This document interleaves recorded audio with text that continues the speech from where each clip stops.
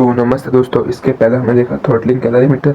अब इस वीडियो में हम देखेंगे सेपरेटिंग कैलोरीमीटर। एकदम इजी कॉन्सेप्ट है, पूरा थियरी कॉन्सेप्ट है। एक बार आप देखोगे 5 या 6 मिनट की वीडियो में पूरा ये कॉन्सेप्ट ही क्लियर हो जाएगा। अब सेपरेटिंग कैलोरीमीटर क्या होगा? A device used to separate suspend water droplets of wet steam and thereby determine the dryness section of the steam. अब ये क्या करेगा कि जो वाटर ड्रॉपलेट होगा उसको ही सेपरेट कर देगा स्टीम से। इसके बाद हमने क्या देखा? थ्रॉटलिंग। थ्रॉटलिंग में क्या हुआ था कि हमने उसको एक स्मॉल थ्रॉटल वाल्व यानी स्मॉल होल से पास किया, तो उससे क्या हुआ, उसकी प्रेशर उसका घट गया और उसकी एंथैल्पी रिमेन कांस्टेंट ही रही, लेकिन प्रेशर घट गया और यहाँ पे स्पीड भी मतलब प्रेशर ड्रॉप हो गया P1 से P2। फिर उसके बाद यहाँ से H1 भी कांस्टेंट रहा, इसमें कोई वर्क डन भी हमने अलग से किया नहीं। इसके बाद जो हमें ये जो प्रोसेस के बाद हमें स्टीम मिला वो उसमें वाटर कंटेंट कम हो गया। तो ये था थ्रॉटल का कॉन्सेप्ट। इस तरह सेपरेटिंग कैलोरीमीटर का कॉन्सेप्ट क्या होगा कि वो वाटर ड्रॉपलेट और जो स्टीम होगा उन दोनों को अलग अलग कर देगा। नाम पे ही पता चल रहा होगा सेपरेटिंग। तो अलग किया तो वैसे उसका जो वाटर कंटेंट होगा वो कम हो जाएगा और उसके बाद हम ड्राइनेज फ्रैक्शन ऑफ स्टीम वो भी हम मेजर कर देंगे। तो इससे ड्राइनेज फ्रैक्शन मेजर हो जाएगा और वाटर कंटेंट भी कम हो जाएगा। तब इसका प्रिंसिपल क्या है? ये कौन से प्रिंसिपल में काम करता है? Principle of gravity and change in direction. जो ग्रेविटी होगा और डायरेक्शन जो चेंज होता है उसके प्रिंसिपल से ये काम करता है। Heavier water particle separate from steam due to sudden change in flow and direction and gravity. तो हेवियर जो वाटर ड्रॉपलेट होगा वो ग्रेविटी और डायरेक्शन ऑफ फ्लो उसके वजह से एक दूसरे से अलग हो जाएंगे।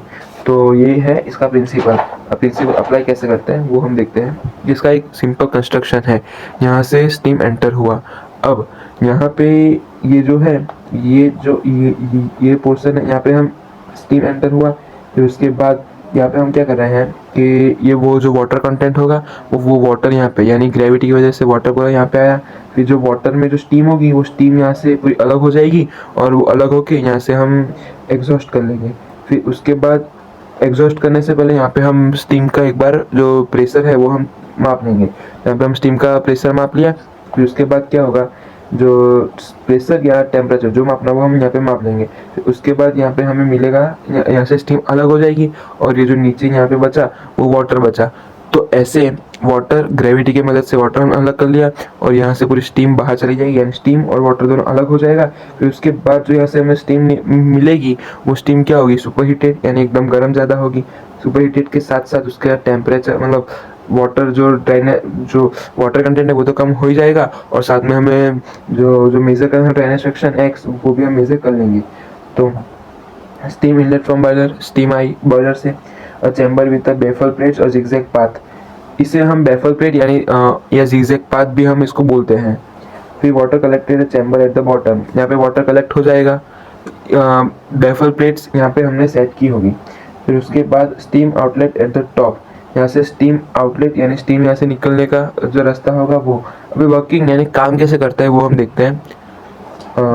Wait steam enters the calorimeter, wet steam calorimeter में एंटर हुई तो steam velocity suddenly changes the direction. जो स्टीम की जो वेलोसिटी होगी यानी उसकी जो स्पीड होगी उससे क्या होगा, उसका डायरेक्शन चेंज हो जाएगा।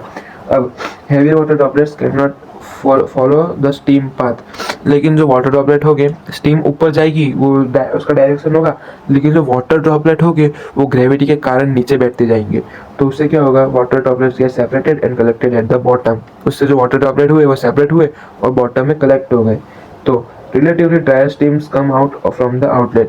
जो इससे क्या हो, जो वाटर तो निकल गया और जो ड्रायर स्टीम थी, जो स्टीम ड्राई थी वो हमें मिल गई, मतलब कलेक्टेड। फिर लास्ट में हम उसे कलेक्ट कर लेंगे। फिर कलेक्टेड वाटर इज मेजर्ड।